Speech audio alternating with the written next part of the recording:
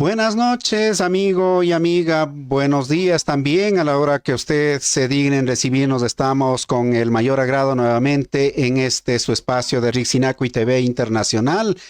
En esta noche, en este espacio de hoy, queremos abordar sobre la situación de los pueblos que se ven forzados a salir de sus lugares y vienen hacia las ciudades.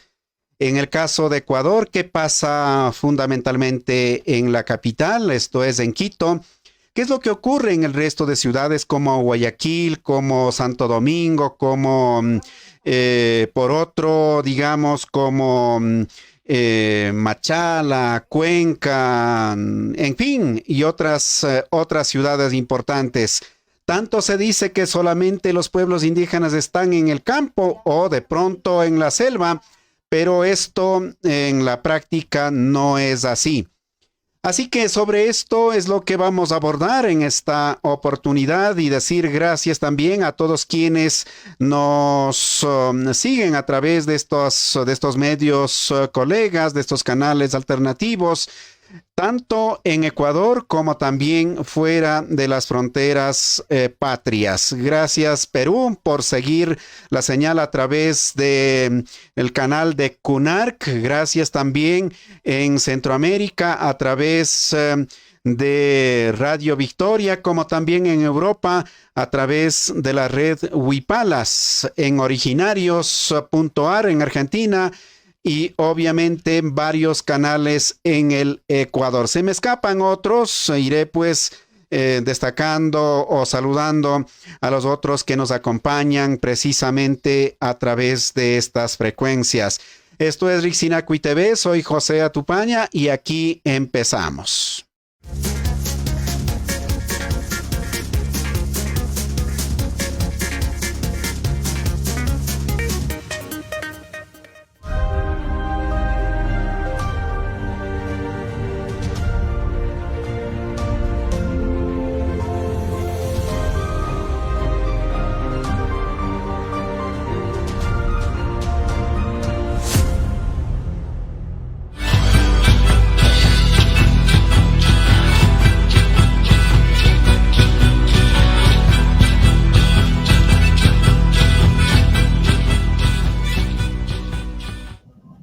Estamos de vuelta ya con nuestros invitados, claro, nos hemos pasado un poquito de sustos, en fin, pero ahí vamos, gracias a Walter Carrillo, gracias a Ana Janeta o Anita Janeta, gracias a Manuel Quinaloa que nos acompañan justamente en esta noche. Y vamos entonces a empezar con nuestro espacio. Este programa tiene algunas anécdotas, nos hemos cambiado de nombre, hemos cambiado también hasta de horario por estos retrasos, pero bien, gracias por la paciencia de ustedes. Empezamos entonces con nuestra primera rondita a manera de presentación. Manuel Quinaloa, él es... él fue más bien uno de los estudiantes del Colegio Chaquiñán en la ciudad de Quito. Le recibimos con el mayor cariño a los tiempos, Manuel, bienvenido. Muchísimas gracias, estimado José, mi agradecimiento por la invitación y también saludarles a todos quienes están pues detrás de este programa que es tan conocido como es Rixinacui. Bueno, pues mis saludos cordiales para cada uno de ustedes. Estamos aquí para un poco hacer historia de lo que nosotros hemos iniciado en la ciudad de Quito. Obviamente nosotros como campesinos o indígenas que hemos venido desde las comunidades, pues abordaremos después pues un poquito sobre nuestra vivencia en la ciudad.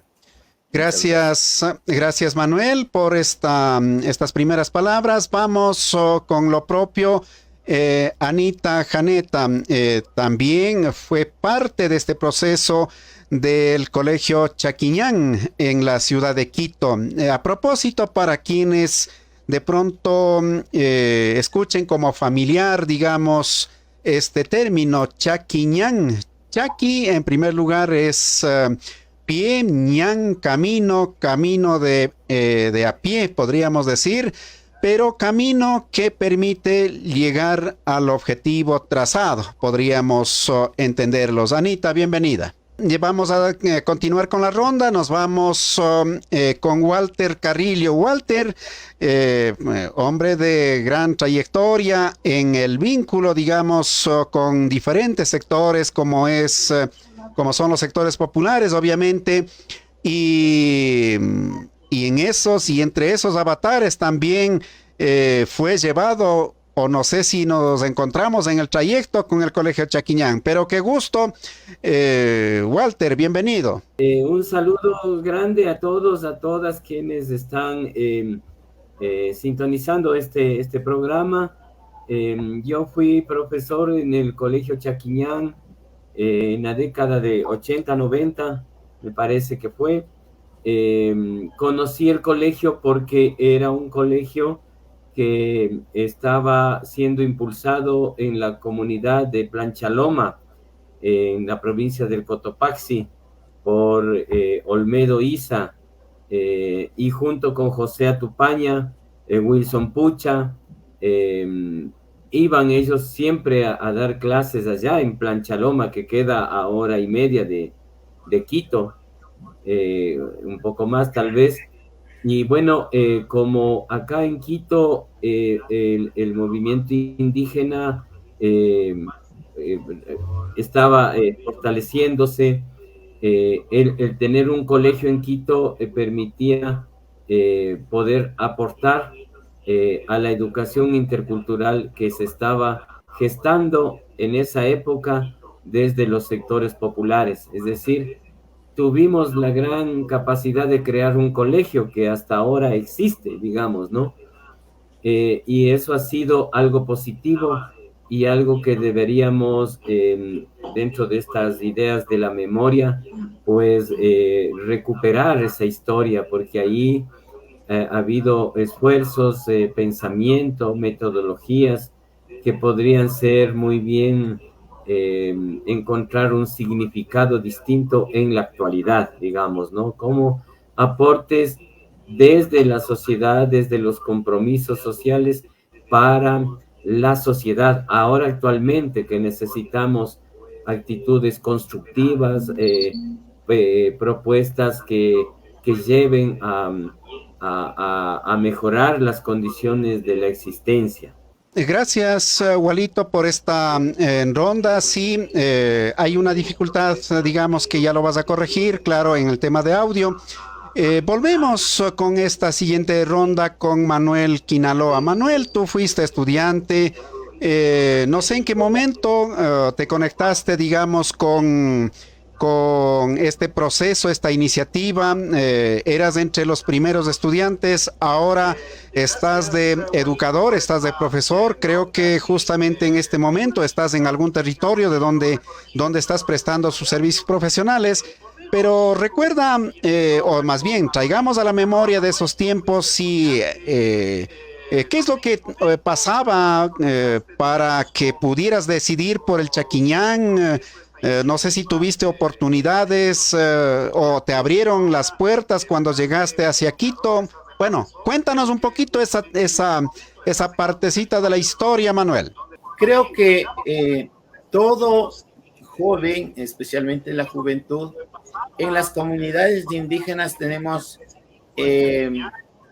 una curiosidad, porque mucha gente al decir que vamos a Guayaquil o vamos a Quito, pues la juventud se siente curiosa, ¿no? ¿Qué hay en Quito? ¿Qué hay en Guayaquil? Porque muchas veces en nuestras comunidades no hemos tenido esa oportunidad, ¿no?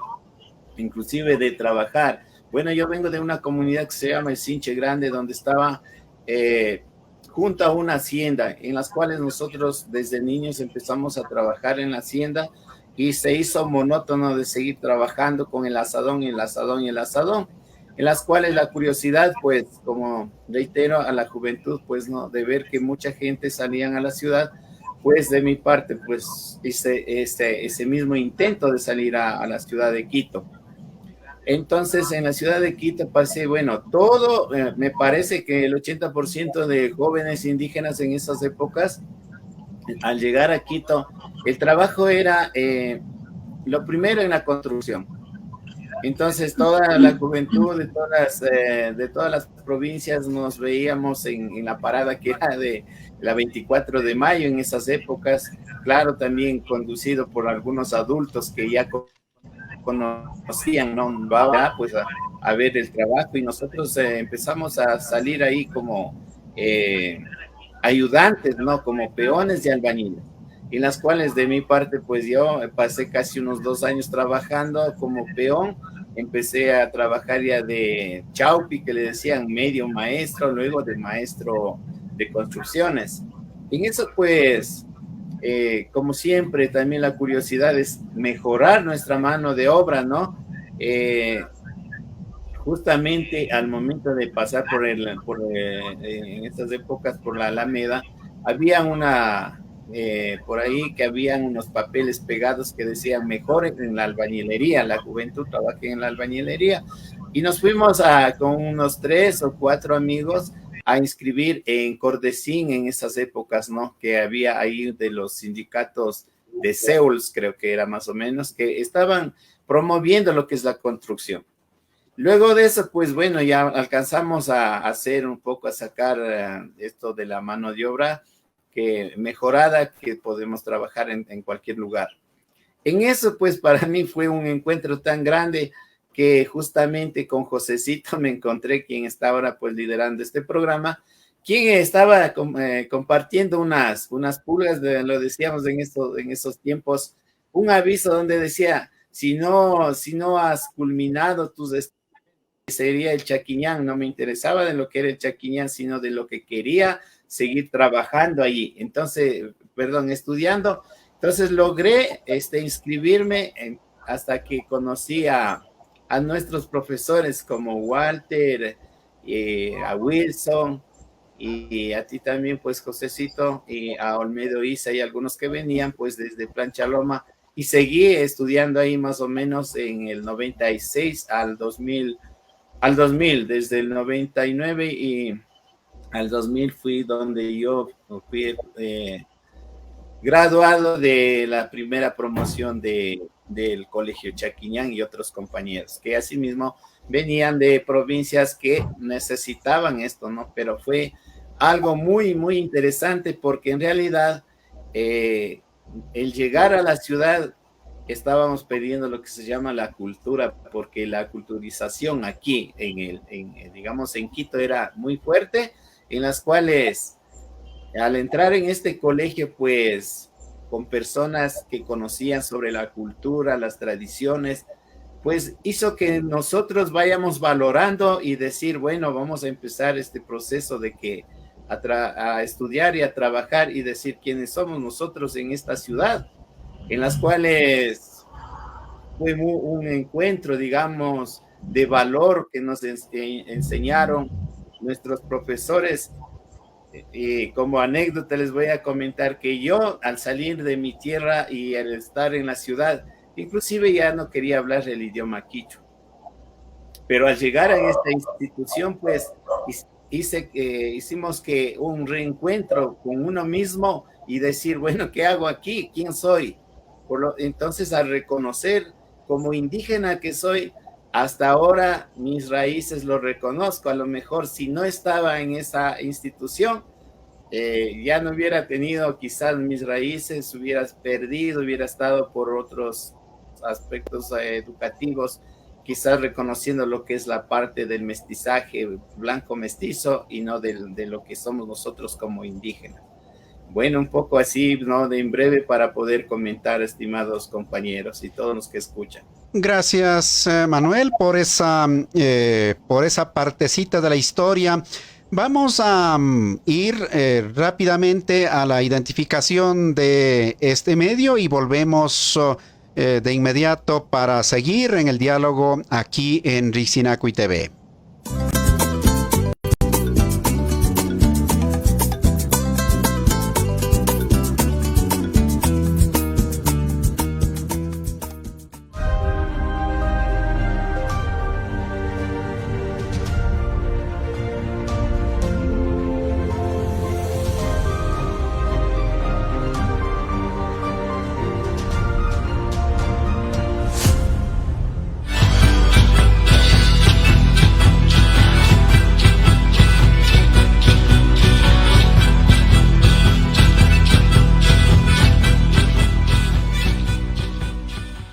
Estamos de vuelta ya con nuestros invitados, justamente en este espacio que le hemos denominado Desempolvando Chaquiñanes.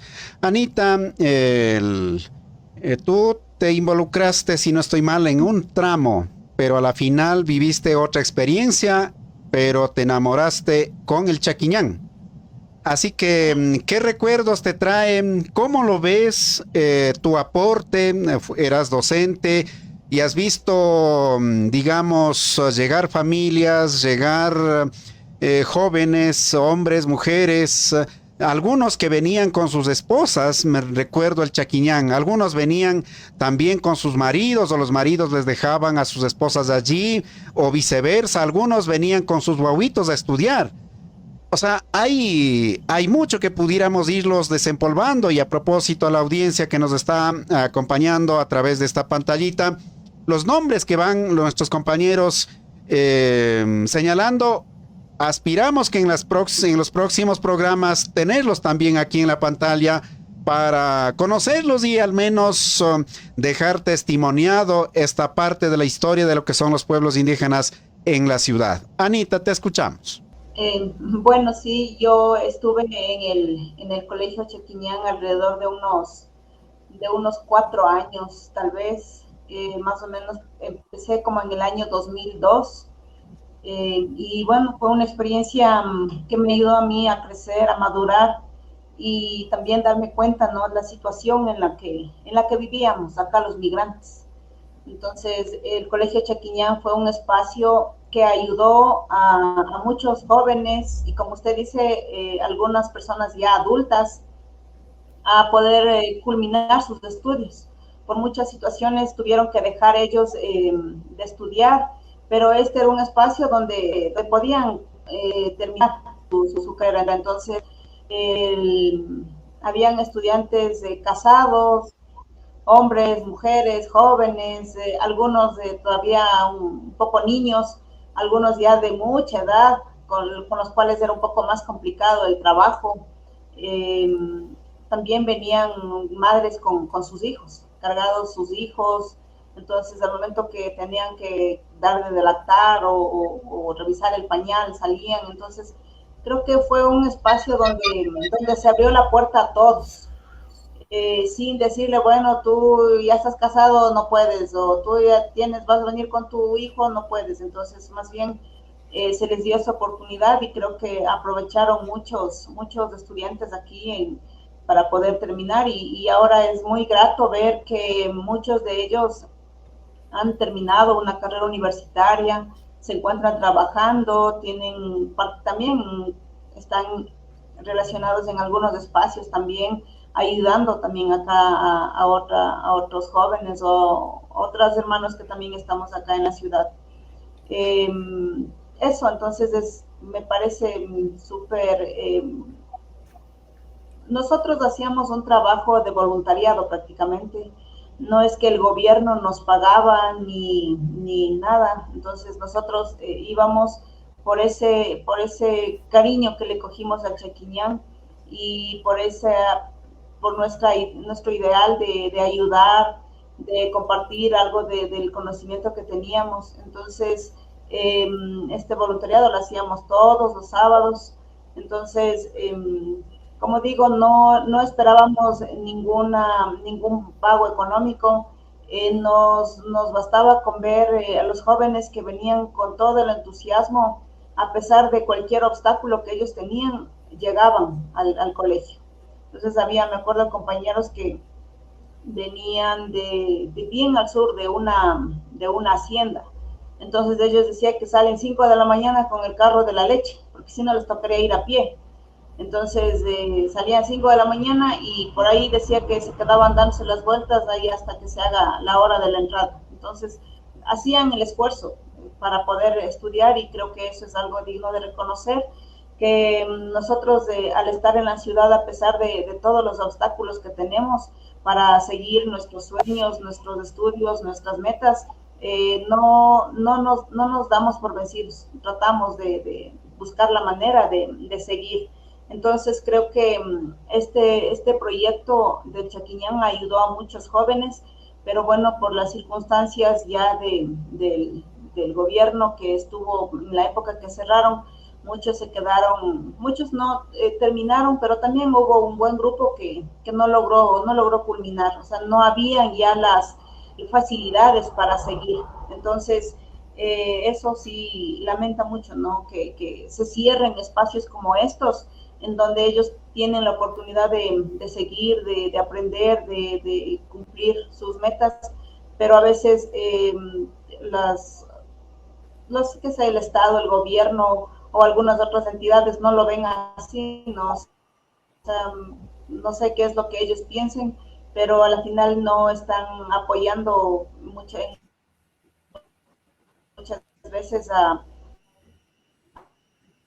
estas poblaciones que estamos acá y que necesitamos de un montón de casas públicas aquí dentro de la ciudad de Quito para poder seguirnos desarrollando nuestra cultura, nuestra educación, nuestras tradiciones como pueblos indígenas que somos. Importante, Anita. Creo que tenemos alguna dificultad en el audio. Nos vamos con Walter. Gracias, reitero, Anita, por esas experiencias y de paso traer parte de esa historia de lo que es la ciudad y de lo que son el caminar de los pueblos. Walter, si no estoy mal, si la memoria no me falla, tú eres entre los primeros que te involucraste, por supuesto. Recuerdo de una compañera, ojalá pudiéramos tener en los próximos programas también, Margarita. Nos fuimos, digamos, a meternos en una casa con los estudiantes, en una salita que nos proporcionó. Hay unas banquitas y de pronto una sillita por ahí, esos eran nuestros muebles. Y allí empezó el Colegio Chaquiñán. Obviamente enseñando a las esposas o los esposos a los que digamos las esposas a los esposos o viceversa, así se empezó. En fin, ¿qué momentos agradables te trae y particularmente por qué nos involucramos a una situación de esa? ¿Sería porque tanto no teníamos que hacer o qué pasaba con las políticas en términos de educación? ¿Qué pasaba con el derecho que tienen todos los ciudadanos, como reza en la Constitución, en definitiva? Pero a la final nos tuvimos que encarrilarnos por esa línea. Sí, el contexto, digamos, que estábamos viviendo ese momento, digamos, era complicado, digamos, para el movimiento indígena o para el sector indígena. La gente que venía del campo a la ciudad, que ya en esa época era la tendencia, ¿no? Es decir, ahora son cientos de miles, ¿no? Pero la sabiduría del movimiento indígena, de los dirigentes, entre ellos José mismo, de poder, digamos, ver que nuestros compañeros que no tenían acceso a la educación, que no solamente bastaba porque sí hacíamos muchos talleres de educación popular, liderazgo, siempre estuvimos involucrados en las comunidades, con el arte también, pero quizás el hacer el colegio fue un gran acierto en ese entonces, que no era suficiente los talleres, los cursos de liderazgo, la formación, sino que nuestros compañeros querían profesionalizarse. Y creo que ese ha sido el aporte que hizo el Chaquiñán a la profesionalización. Aquí mismo está Manuel, ¿no es cierto? Y muchos otros compañeros, digamos, que lograron avanzar en educación y se profesionalizaron. Y era una educación, digamos, los profes que estábamos involucrados, teníamos este compromiso, digamos, de servicio a la comunidad, de pensar que es injusto las situaciones de la vida y que eso debe cambiar. Entonces ya no era, desde esa época, imagínense, ya no solamente pensábamos en la protesta, no solo pensábamos en incendiar cosas, no solo pensábamos en destruir cosas, sino que nos propusimos construir un colegio y no teníamos un centavo para hacerlo. Eso es un testimonio importante para la ética actual en el país, para la ética que está quedada de menos en tantas propuestas, en tantas cosas que hoy podemos ver, empezando por los padres de la patria. Preferible ser huérfano o no, para tener sus padres. Entonces, no hay testimonio ahí, todo está atravesado por el dinero, no hay testimonio de servicio, de humildad, de compañerismo, de solidaridad. Quienes optaron por tomarse el poder mataron la solidaridad, quedaron enredados en líos, corruptelas, en ambiciones, crearon un Estado que nadie, y que más bien está siendo un impedimento para el desarrollo. Sí, adelante, Walito. Bueno, tenemos dificultades de la señal, si no estoy mal. Sí, se fue. Esperamos que vuelva a ingresar Walter Carrillo, uno de los maestros, uno de los docentes de esta iniciativa tan importante, que si no estoy mal, en mi memoria, a la final, habrá que en una próxima oportunidad saber cuántos estudiantes en definitiva pasaron por ahí, cuántos se graduaron, pero en términos de promoción, creo que, ¿cuántos será, Anita? 11, 13, alrededor de ese número de promociones se hizo, y poniendo énfasis de que el Estado, ni los gobiernos seccionales, ni los gobiernos, digamos, locales, ni el Ministerio de Educación dio un centavo. Sin embargo, se logró levantar aquello. Antes de escuchar en una siguiente ronda a Manuel Quinaloa, quiero saludar a quienes están escribiendo y de paso también animar para que si quieren poner alguna inquietud, alguna pregunta, pues lo hagan a nuestros invitados. Abdón Ledesma dice, si no estoy mal, tal vez está escribiendo desde Bolivia o está escribiendo desde Perú. Y Mainalia Hatun Yactamasis dice, la migración interna a las grandes ciudades dejó muchas veces a los ancianos en el pueblo, que fue un drama. Quizá dejó a los ancianitos en las comunidades o en los pueblos de donde provenía, cuyos hijos se trasladaban hacia las ciudades, pudiera entenderse. Ojalá este pudiera ser un buen pretexto para abordar, en cambio, en algún programa posterior. José María Casco, saludos cordiales, estamos escuchando y bueno, nos anima a seguir con este tipo de invitados y programas. Manuel, a la final, ¿de qué es lo que se hablaba? Quizá en términos de materias, en términos... si no estoy mal, tampoco los profesores que estaban allí, no es que eran profesores titulados, llamemos como docentes.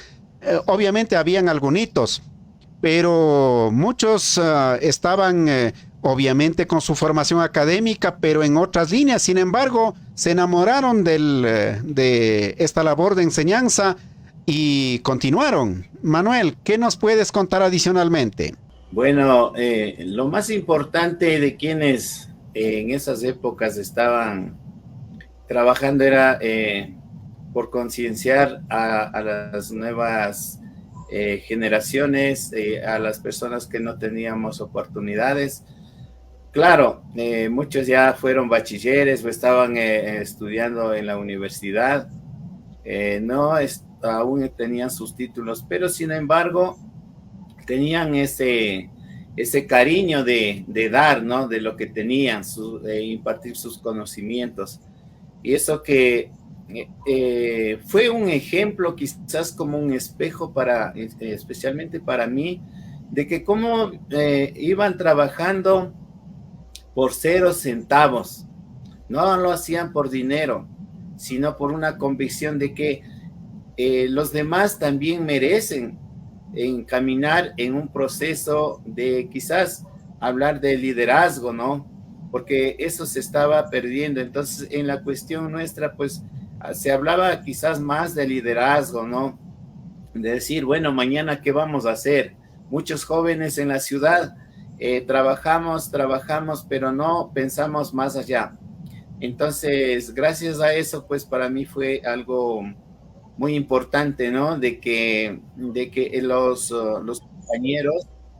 compañeros dieron todo lo que conocían, inclusive, bueno, hasta aquí pues tengo conocidos, gracias a Dios que quizás ni en esta pandemia se han ido y estamos todavía para contar nuestra historia. Los trabajos que teníamos fueron trabajos por módulos y una autoeducación. Los que se quería pues avanzar, los que estábamos necesitando, pues teníamos que, como una necesidad de cada uno de nosotros, lograr hacer. Y los que hemos ido quizás caminando en ese proceso, hemos llegado quizás hasta donde estamos, ¿no?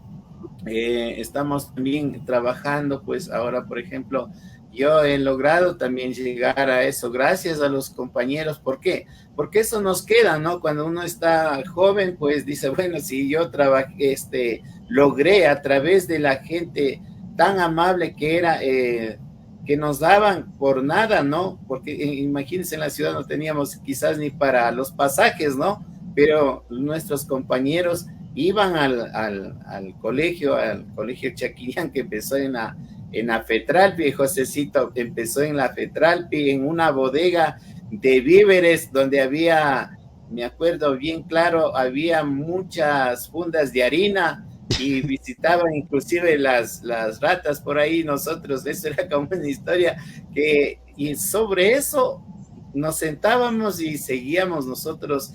Y nadie se asustó, ¿no? Era como que nos encontramos entre familia, porque la actitud de quienes impartían el conocimiento era algo importante. Entonces nos familiarizamos todos. Aquí no estaba que era el soltero, era aparte, la solterita por acá. Como decía a Anita, pues anteriormente, había compañeros ya con hijos, o sea, compañeritas con hijos. Nosotros también nos uníamos a ellos como familia. El Colegio Chaquiñán para mí fue una casa, una familia, una casa de hogar de todos, donde quizás ahí inclusive yo pude ser más sensible y reconocer cómo se sufre en la ciudad, de quienes necesitamos en la ciudad, porque uno cuando sale de la comunidad en la ciudad no tiene a nadie, sino quizás una persona caritativa que nos pueda recibir. Entonces, en ese sentido, yo sí he tenido una experiencia muy grande y gracias a eso, pues, he logrado también caminar a donde sigo como educador, y ha sido quizás todos mis profesores como un espejo en ese camino para yo poder continuar. Y también, como les digo, a todos los compañeros que nos graduamos ahí, me parece que no hemos quedado algunos. Por ejemplo, está Rodrigo Ucha, Manuel Paza, Marlene Tonato, César Gualotuña, bueno, otros compañeros que se me van pues ya de la mente, que fueron de otras provincias, ¿no? También estaba Anita Quispe, la hermana de Salvador Quispe, también fue una de las compañeras que estaba estudiando ahí. Bueno, muchos, y las cuales creo que todos quienes entramos ahí en esa casa de familia, digamos, ¿no? Porque eso era, puedo decir así, inclusive en compartir la comida que se llevaba, el cucabi, algo que teníamos, éramos el profesor y el alumno uno solo. El comer con la mano, que no el uno por allá, que el otro el especial, no, sino todos una sola. Era una bonita experiencia, ¿no? Y yo pues recuerdo mucho esos momentos que, como se dice en la vida, momentos que nunca volverán, para poder vivir eso. Manuel Quinaloa, muchas gracias por esas memorias.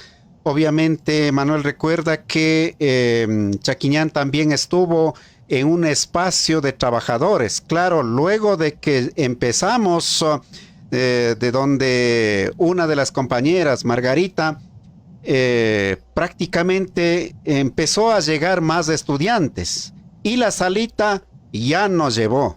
Empezaron prácticamente a recibir clases que eran los días sábados de pie. Entonces dijimos, ¿dónde? ¿Quién nos acoge? Y ahí es que efectivamente nos fuimos hacia la Fetralpi y allí fuimos acogidos durante un buen tiempo.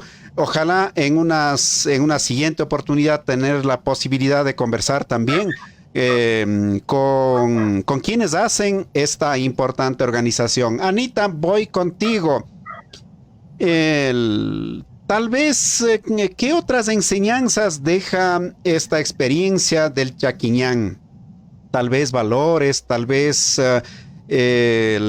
digamos, no sé si llamarlos dolor, no sé si llamarlos a pesar de eso, las fuerzas que ponían los compañeros, porque habían compañeros que trabajaban en las construcciones, venían con sus manitas partidas, cansados, digamos, bueno, a la final tengo el último centavo porque mi hijo, yo qué sé, está enfermo. En fin, habían dramas. Sin embargo, todos en definitiva allí se abrazaron a fin de poder avanzar con esta meta como era el acceder a este derecho a leer y escribir en definitiva.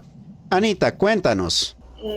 Sí, bueno, como algo decía Manuel, la relación entre el profesor y el alumno, ahí era nos llamábamos compañeros, ¿no? Compañeros o machis. Nunca fue como esa relación de superioridad ni nada.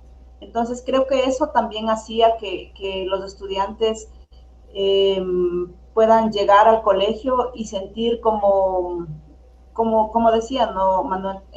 Sentirse en familia, poder ahí también contar de pronto sus penas, de pronto sus problemas. Entonces éramos ahí una familia y tratábamos de darle ánimo, de pronto si había la posibilidad de ayudarle a solucionar.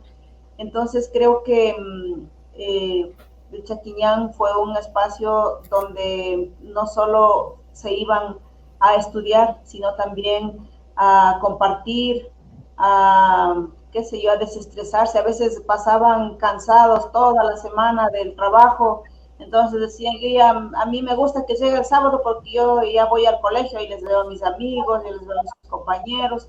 Entonces también se convirtió en un espacio así, ¿no? Como de acogida. Entonces creo que la relación que hubo ahí dentro del colegio, tanto entre profesores como estudiantes, hizo que nos formáramos así como una gran familia y creo que parte también de los valores que nos dejan también es la perseverancia. O sea, a pesar de cualquier obstáculo que haya tenido, a pesar del trabajo duro que tenga, a pesar de cualquier situación que esté pasando su familia, o sea, poner todas esas ganas, tener su meta bien clara y seguir. Entonces, eso creo que es muy importante. Para una anécdota igual, contarles, una estudiante era del pueblo Panzaleo. Entonces ella, me acuerdo que iba con su hijo, decía que a su hijo le gusta ir al colegio. Entonces, que quería que le ponga su traje especial para ir al colegio. Entonces ella les llevaba a su hijo de unos 3 añitos o 4 añitos, vestido como Ángel Guarata. Entonces llegaba así y le gustaba, compartía ahí con todos. Entonces, un tiempo esta compañera no vino al colegio, como unos 2 meses. Entonces no sabíamos cómo ubicarle, o sea, qué pasó. Y bueno, por ahí tratando de contactar, nos enteramos que su hijo había fallecido. Entonces que en un deslave a la tierra le enterró totalmente. y ella empezó, dice, sola, porque estaba ahí en ese momento sola, empezó a gritar, a acabar, pero no logró sacar a su hijo, y cuando la gente vino, la comunidad le ayudó, ya se había asfixiado, estaba muerto. Entonces ella no llegó al colegio como por unos 2 meses, pero luego ya logramos ubicarle, hablar con ella, eh, perdón, entonces pudimos animarle nuevamente a que regrese. Entonces ella regresó, terminó en algunos años con nosotros ahí, siguió. Luego ya el colegio se cerró y creo que me parece que quedó ella ya en cuarto curso cuando el colegio se cerró. Pero ella decía que sentía como que en el colegio esa paz que no sentía en la casa. Entonces creo que también eso tal vez fueron las historias de muchos. Entonces, a pesar, por eso digo que la perseverancia me parece algo muy digno de destacar entre los estudiantes, que a pesar de cualquier obstáculo que ellos tenían, porque todos trabajaban desde el más adulto, digamos, hasta el más niño, todos trabajaban y bueno, lo hacían de lunes a viernes, pero sabían que el sábado era un día donde se reunían con sus amigos, con sus compañeros y allí compartían. Entonces, creo que eso les dejó el Chaquiñán y me parece que, o sea, esto pudo haber seguido creciendo más y pudo haber dado oportunidad a muchas personas más, pero bueno, las situaciones no se dieron así. Y a pesar de que muchos estudiantes quedaron como en el aire cuando cerramos el colegio, muchos vieron también otras opciones y lograron también terminar este sueño que ellos tenían, este derecho que ellos tenían, ¿no? Que es de la educación. Entonces no se quedaron, siguieron muchos y ahora se los ve como grandes profesionales. Y uno a veces se les encuentra por ahí, por el camino y ellos ¿no? Con la emoción que todavía nos saludan. Entonces creo que se ha guardado buenos recuerdos, se ha hecho buenas amistades y ha habido, creo, ese compañerismo, qué sé yo, ese apego entre todos y creo que todos lo mantenemos así como una linda experiencia, un bonito recuerdo que todos guardamos en nuestros corazones. Anita, Janeta, muchas gracias por traer otra parte de la historia, otra parte de la memoria de lo que es el caminar de los pueblos. Walter, vamos contigo, digamos, en esta siguiente inquietud. A ratos a la ciudad se ve algo así como uniforme, digamos, o tal vez una sola forma de ver el mundo, una sola forma de consumir, de hacer, de pensar. Cuando hay pueblos que la conforman, cuando hay culturas que la hacen, en fin, quizá cuál es la enseñanza que pudiéramos ver en lo que ha transitado esta partecita de la historia como es del Colegio Chaquiñán. A Quito, por ejemplo, ¿qué es lo que deberían las autoridades como alcaldes, concejales, al nivel de los ministerios, particularmente de educación, entre otros, qué deberían hacer? No sé si en la actualidad estén haciendo, pero al menos en ese tiempo no había esa posibilidad y por eso es que nace esta iniciativa de los brazos y corazones de todos. Walter. Gracias, José, compañeros. A ver, un aspecto que resultó importante en esa época fue que estábamos ligados al movimiento indígena.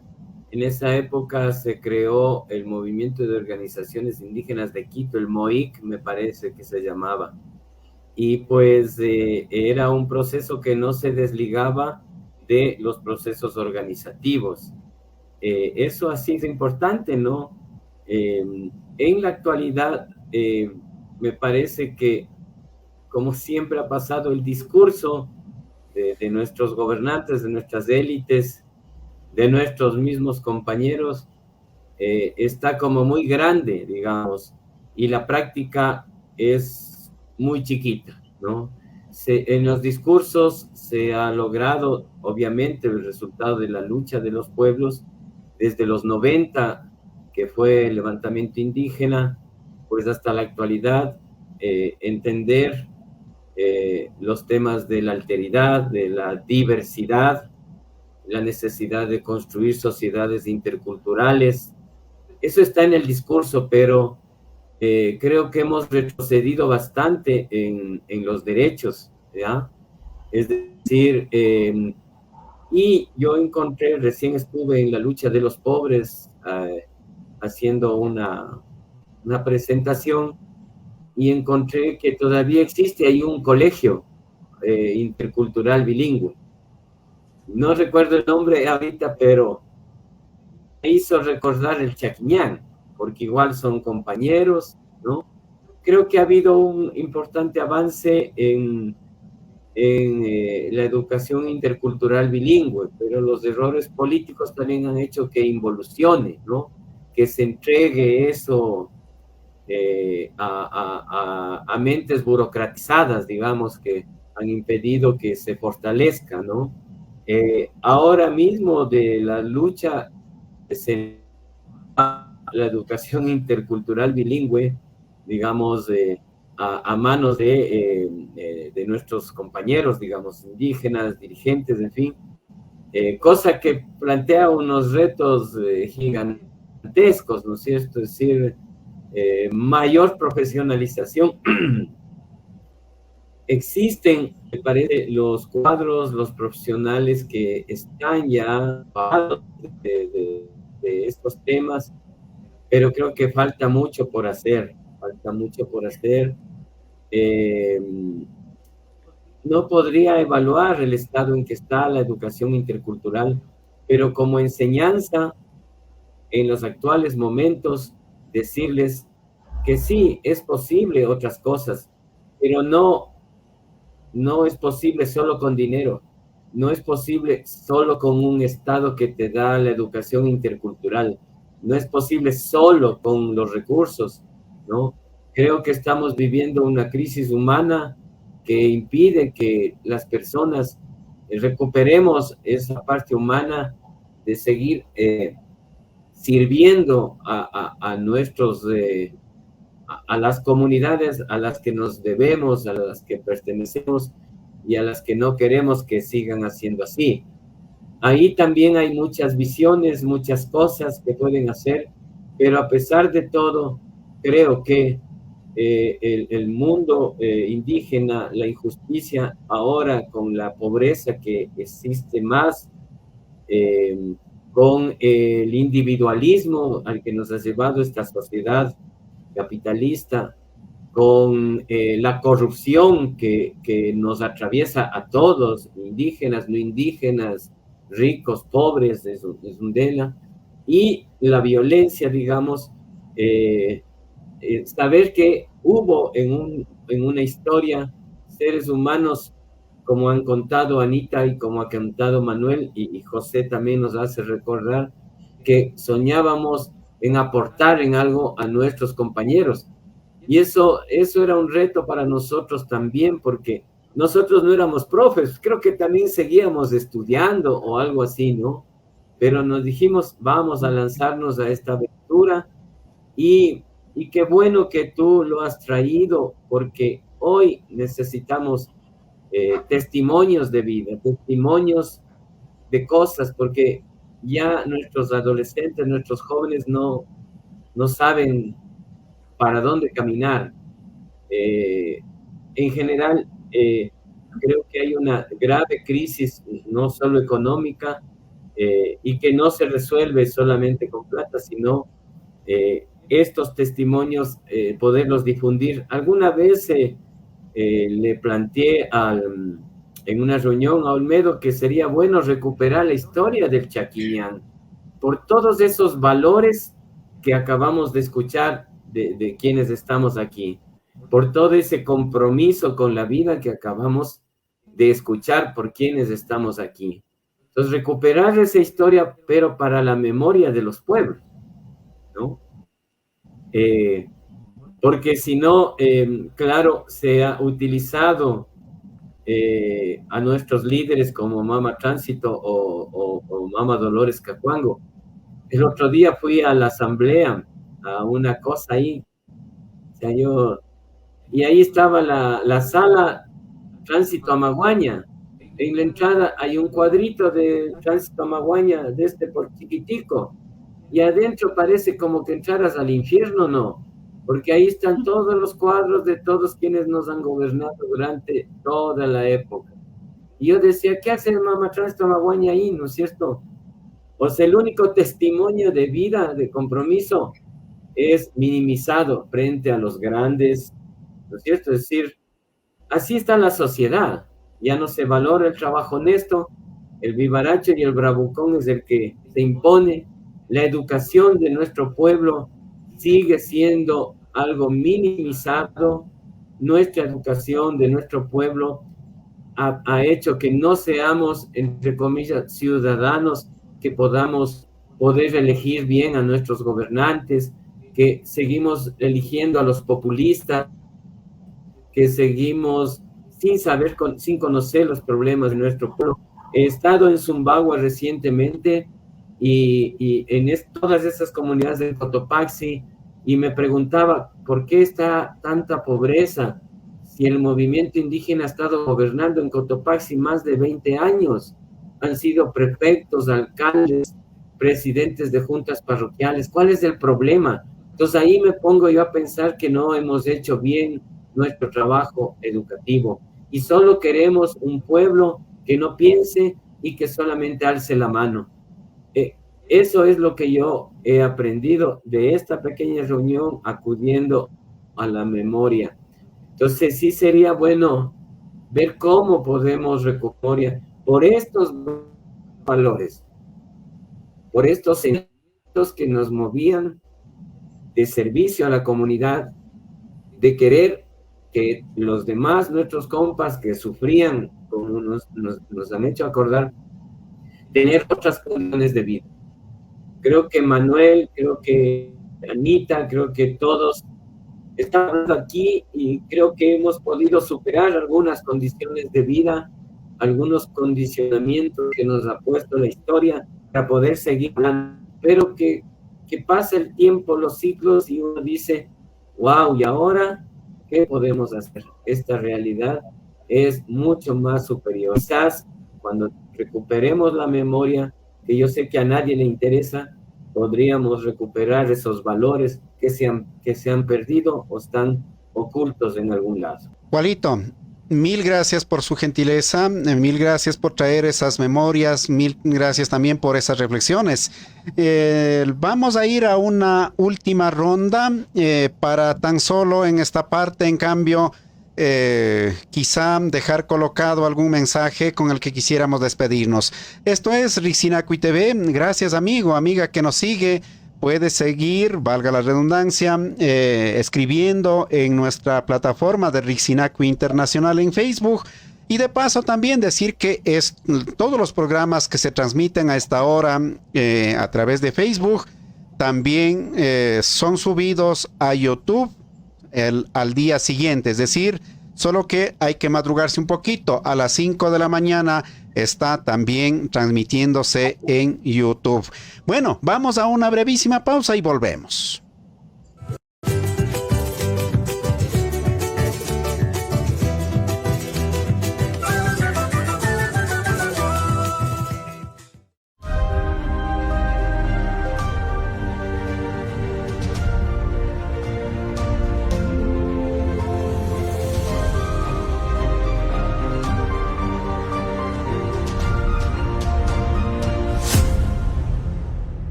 Jamás se podrá. Bueno, estaban nuestros amigos invitados compartiendo emocionadamente este momento. Es que en algún momento se dijo, ojalá pudiéramos encontrarnos todos quienes hacíamos Chaquillán en esos tiempos.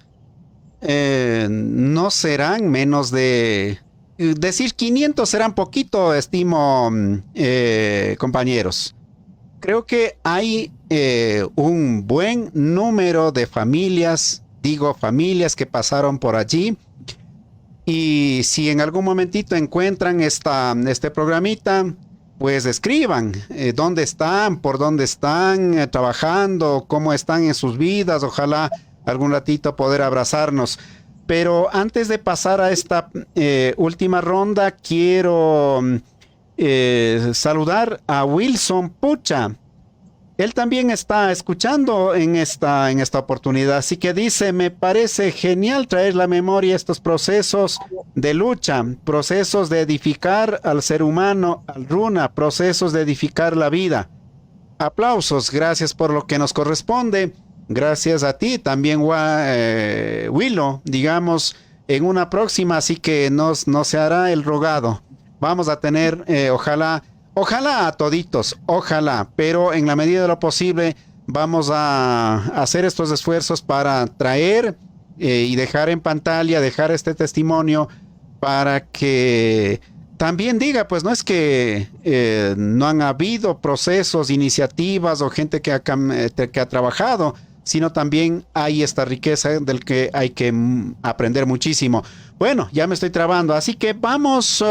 un minutito y medio quizá, nos hemos ido un poquito de tiempo para finalizar. ¿Por dónde empezamos ahora? Anita, con un mensaje final suyo, nos despedimos. Gracias, José, más bien por invitarnos, por hacernos parte también de este Desempolvando Chaquiñanes. Como decíamos, ¿no? Cuando estábamos fuera del aire, o sea, a ratos volver a vivir todas estas experiencias como que sí nos trae nostalgias también. Muchas cosas se ha pasado, pero creo que es un reto, ¿no? Seguir avanzar, no quedarnos en donde estamos, tratar de ir mejorando cada día. Y de ser posible ir también abriendo espacios, así como el Chequiñán, de pronto en donde nos encontremos, en el lugar, sea físico, donde estemos, o en algún espacio también que haya la oportunidad, también ir abriendo estos espacios para jóvenes. Como decía Walito, o sea, la juventud de ahora está muy perdida, ¿no? O sea, mucha tecnología nos ha afectado. Entonces creo que espacios como el Chaquiñán, como en su momento el Intisisa, fueron unos espacios de formación, de aprendizaje, en donde nosotros, o sea, podíamos ser nosotros, o sea, lo que éramos realmente. Entonces, y creo que estos espacios hace falta ahora para nuestros jóvenes. Ahora ya luego de muchos años, todos creo que, bueno, tenemos ya nuestras familias. Yo misma tengo una hija ya bien grande, entonces que a rato sí, como que ella siente esa necesidad de tener un espacio a donde poder juntarse entre nosotros, entre los que somos de los pueblos, para poder compartir ahí nuevas cosas, para poder ahí ir también desarrollando más, aprendiendo más sobre lo que son las culturas en el Ecuador, sobre lo que es nuestro pensamiento y nuestras vivencias runas también. Entonces, eso más bien deberíamos también ir trabajando por eso, no dejar de lado, a pesar de que ahora ya estemos en otros espacios, estemos ya con otras cosas, ya con muchos más años, pero creo que todavía tenemos esas energías para seguir avanzando y para seguir haciendo cosas también muy novedosas y buenas para la juventud y la niñez que vienen atrás nuestra. Gracias, Anita Janeta, por ese mensaje. Vamos con Manuel Quinaloa. El mensaje final para despedirnos. Bien, lo primero que yo quisiera plantear es que Quito no debe ser de la gente de afuera, Quito es de nosotros, de los runas de aquí, de este pedacito que nos han dejado como Ecuador. Muchas veces Quito parece que fueran solo de la gente, digamos, de poder económico. Si vemos bien, está poblado por indígenas de distintas provincias. Lo que nos falta es unificar, unirnos, estamos separados, porque Quito no es de ajeno, Quito es de nosotros. Y de la educación, yo sí planteo la educación, inclusive la educación intercultural bilingüe, no debe ser politizada, debe ser una educación autónoma de por vida, de que ningún gobierno venga y nos den una migaja o diga lo desaparezco porque no me gusta. Debe ser una educación autónoma de todos los pueblos indígenas. Y yo también, por otro lado, pues digo a la juventud y quienes están escuchando, pues Quito es del reencuentro de nosotros. Así como lo hacíamos en el Chaquiñán como estudiante, pues los encuentros en los lugares sagrados como era Yavirac, como era en Cotcotó, íbamos a la Plaza Grande. Tenemos que apropiarnos Quito. Entonces, en esas épocas estábamos en un proceso de esa naturaleza. Era algo, una anécdota de comentar, que el Chaquiñán hizo un evento en la Plaza Grande, por primera vez quizás los indígenas ahí bailando, porque ahí nunca hacían nada. Entonces, decía, ¿de dónde salen? Nosotros fuimos los del Chaquiñán y los grupos de jóvenes líderes de Inti Sisa. Seguíamos haciendo programas. Si de eso se va generando y vamos creciendo, creo que la población, quienes están en Quito, de todas las nacionalidades y pueblos, sería más bien para mí, pues, de reencontrarnos entre todos para que no nos sintamos minimizados, porque hay muchos políticos dicen, si los indígenas quieren llegar a Quito, que les pidan permiso, que es algo absurdo. Entonces, de mi parte, pues ánimo, estimados compañeros, un gusto de haber visto a los tiempos, Walito y Anita. José, gracias por la invitación. Y también saludos y muchos abrazos para quienes nos están observando, pues esperamos que alguna oportunidad, pues, tener de estar juntos ya, dándonos la mano presencialmente y ya no en la cuestión virtual. Saludos y muchísimas gracias. Gracias, Manuel Quinaloa. Sí, efectivamente, Quito, algunos dicen que, o algunos hombres del bien, pero de bien por allá, ¿no es cierto? Dicen que tienen que coleccionar bates para que cuando lleguemos, o lleguen, más bien recibir combates, dicen. Un poquito lo que falta conocer es que siempre estuvimos aquí, ¿no? El hecho de que alguna generación volvió a llegar y está aquí no quiere decir que nunca estuvimos. Pero bueno, es otro tema. Walito, salimos con tu mensaje final y reitero, por supuesto, las gracias por participar. Gracias, José y compañeros.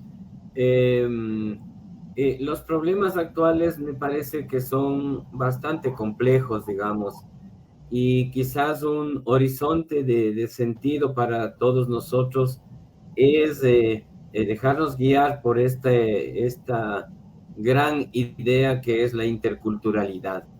Es decir, tenemos todos que trabajar en sociedades más justas, por sociedades donde el sufrimiento, el dolor se vaya minorando. Eso es la interculturalidad.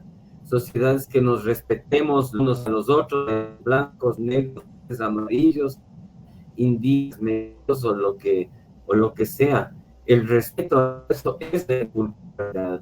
El crear condiciones para que nuestras comunidades se desarrollen, crezcan, nuestros hijos tengan un futuro, esperanza, optimismo. Eso es la interculturalidad, es decir,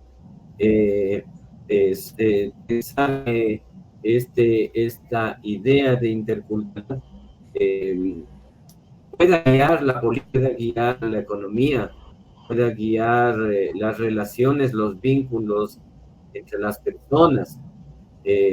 Estamos en una situación del mundo tan complicada que lo que hagamos o dejemos de hacer va a incidir en todos, ¿no es cierto? Es decir, es un tema individual y también es un tema comunitario. Creo en general que la humanidad está perdida o estamos perdidos y por eso creo que hay que pensar en estas ideas que han surgido de la filosofía andina, de los pueblos nuestros, de esa sabiduría, digamos, que está ahí. Nuestros ancestros jamás excluían a las personas, han sido los seres más generosos.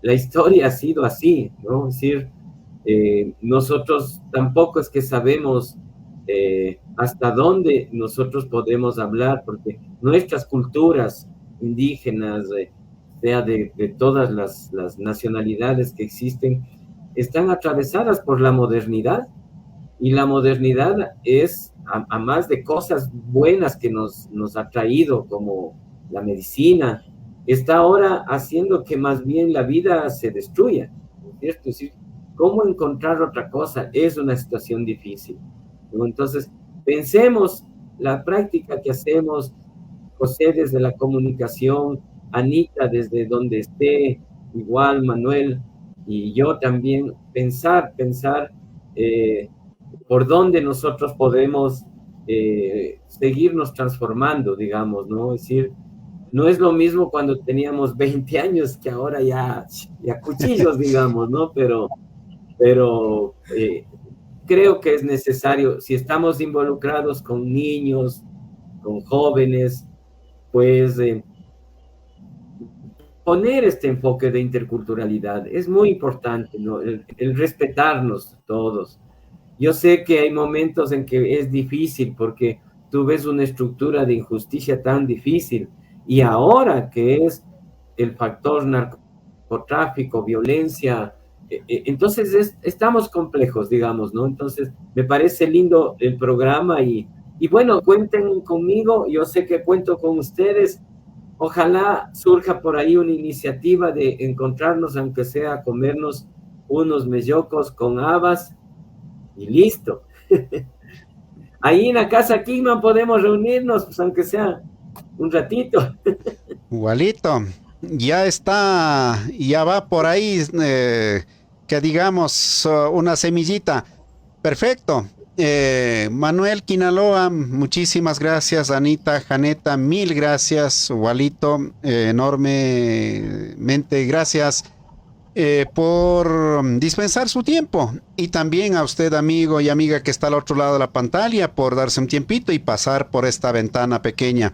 Ahora le corresponde a usted, en cambio, como siempre decimos, seguir, como dicen en estas redes, para que la comunidad se vaya ampliando más, quizá compartir, quizá comentar, quizá que este mensaje se amplíe hacia otros lugares también. Gracias a todos quienes han compartido esta transmisión, tanto en Ecuador como también en otras latitudes, a los medios colegas. Antes de cerrar esta emisión, gracias queridos amigos que nos acompañaron esta vez, decirles que el día de mañana hablaremos también de educación y para esto tendremos a uno de los investigadores que hizo una publicación reciente, pero son datos alarmantes. Hablemos de datos, de cifras de educación superior solamente, pero en pueblos indígenas. ¿Qué está pasando? Tanto habla el gobierno que ya, o la Constitución, empecemos, que el derecho a educarse es de todos. También las autoridades en los diferentes niveles dicen, sí, es un derecho de todos y estamos atendiendo a todos. ¿En verdad pasa eso? Es lo que preguntaremos. Y un poquito para también ver qué es lo que pasa en otras latitudes. El día de mañana estará también un educador del pueblo mapuche. Ellos están en Chile, están en Argentina, si no estoy mal, también están en parte de Bolivia. ¿Qué es lo que, en cambio, nos pueden traer como experiencias en materia de educación? Así que cordialmente invitados para el día de mañana a esta misma hora. A nuestros invitados, Walter, Anita, Manuel, mil gracias. Soy José Atupaña, esto es Rixinacuy TV y siempre decimos nunca más sin nosotros. Acá.